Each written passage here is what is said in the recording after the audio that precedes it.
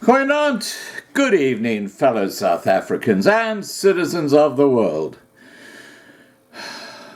It's not looking good, guys. I'm sorry, it's not looking good. Parts of South Africa are now the same as a war zone, and that word is now being used. There are parts of South Africa where it's too dangerous for even the police and the media to go in.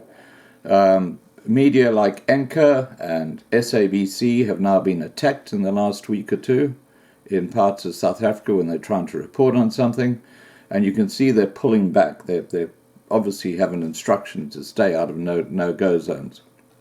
So the only footage we can depend on now is mainly people who are using their cell phone and taking a bit of video footage. And I've got some video footage attached here, which was taken over the weekend at Hillbrow. And Hillbrow, which is in Johannesburg, was in complete breakdown. The police couldn't control the situation. And it was the foreigners who were attacking the police because the police they'd raided counterfeit goods and taken them away. And of course the foreigners got all upset and started burning the streets of Hillbrow, as you will see. And then on Sunday, the police were attacked in Johannesburg by, again, foreigners. And, you know, it's now becoming completely out of control. And again, I'll put a couple of images up that you can have a look at. A large group of people suspected to be foreign nationals pounced on police in the Johannesburg CBD on Sunday. Police used rubber bullets to disperse the attackers. Gauteng Police Commissioner Elias Mawela says attacking police officers is a serious offence and perpetrators will face the full might of the law. Members of the South African Police Service and JMD were on a crime prevention raid in the area following information about counterfeit goods. The number of people injured or arrested still hasn't been confirmed. So parts of Johannesburg, including Hillbrow, were basically the same as a war zone, like you've seen with the war in Iran, like you've seen in the war in other parts of the world. No different. The police have lost control, basically. It's shocking.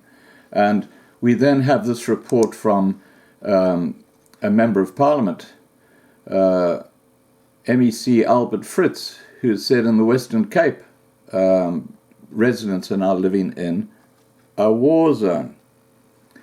Western Cape residents are living in a war zone, Community Safety MEC Albert Fritz said on Monday in reaction to the murder of 14 people within the space of a week.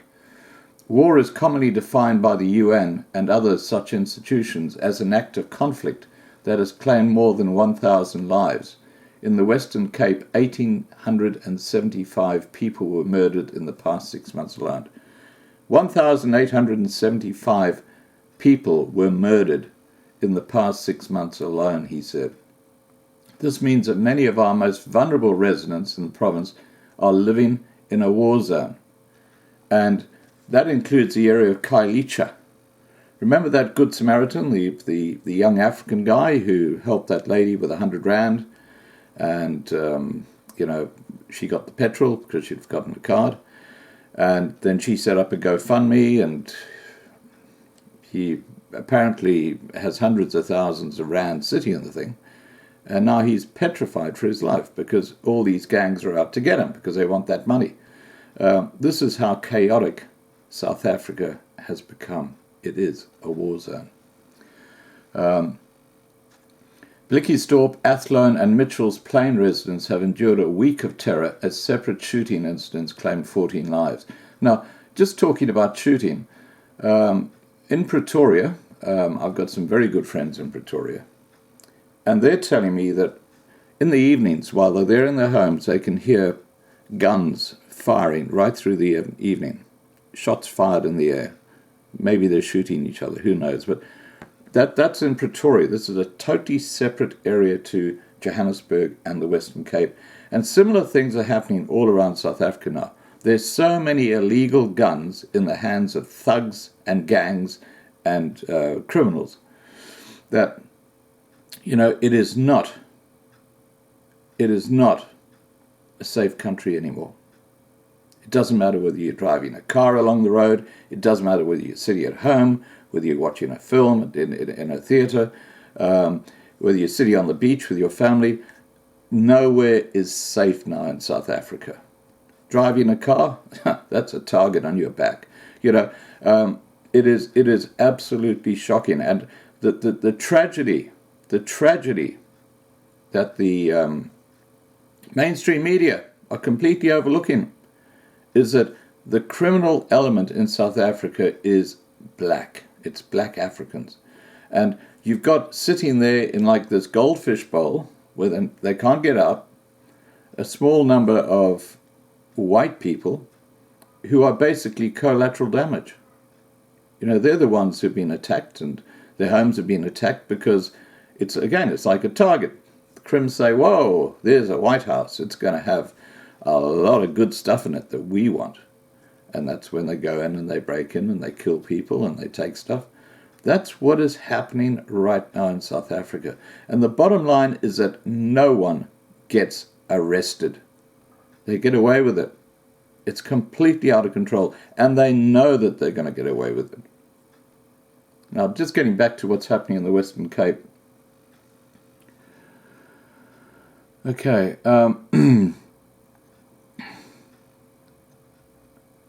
Provincial Police spokesman Lieutenant Colonel Andre Trout said the motive had yet to be established. For one incident, they left 5 people dead in Blikkiesdorp, a temporary relocation area consisting of tin shacks in Delft. 5 victims were fatally wounded, and the 6th victim sustained a gunshot wound to his face, he said. 3 suspects fled the scene and are yet to be arrested. See that? Never get arrested. The motive for the incident is yet to be determined. The ages and the identities of the victims are also yet to be determined. Fritz said he would be requesting an urgent meeting with Police Minister Becky Cele to discuss the ongoing murders. As the Western Cape government, we will continue to do everything within our powers to prevent crime through our programs, whilst working with our communities, he said. Amongst others, these programs prioritize the development of youth and drive job creation to ensure that individuals do not have to resort to a life of crime. Fritz said he would attend a Provincial Court Efficiency Committee meeting on Wednesday, chaired by Judge President John Schlope, where he would call on police to put an end to the violence plaguing the Western Cape. Well, the violence is plaguing every part of South Africa now, as I mentioned earlier. It is just... I feel so sorry for you guys in South Africa. It must be absolutely appalling. All right, we're working on as many answers as we can. I know there are a bunch of people who subscribe to this channel who are in the process of making the move. And some of them are actually looking at asylum. And talking about asylum, I am going to be having a live stream shortly with Vanessa from the King Resettlement Program, which is aimed at helping asylum seekers in the US. So we'll be having a fireside chat, I'd say within the next few days. And keep tuned for that. Now here come the videos and the images. This is what happened in Johannesburg and Hillbrow over the weekend. Cheers, guys. Take care. Please remember to subscribe to be kept informed. Ring the bell and have a good evening. Bye for now.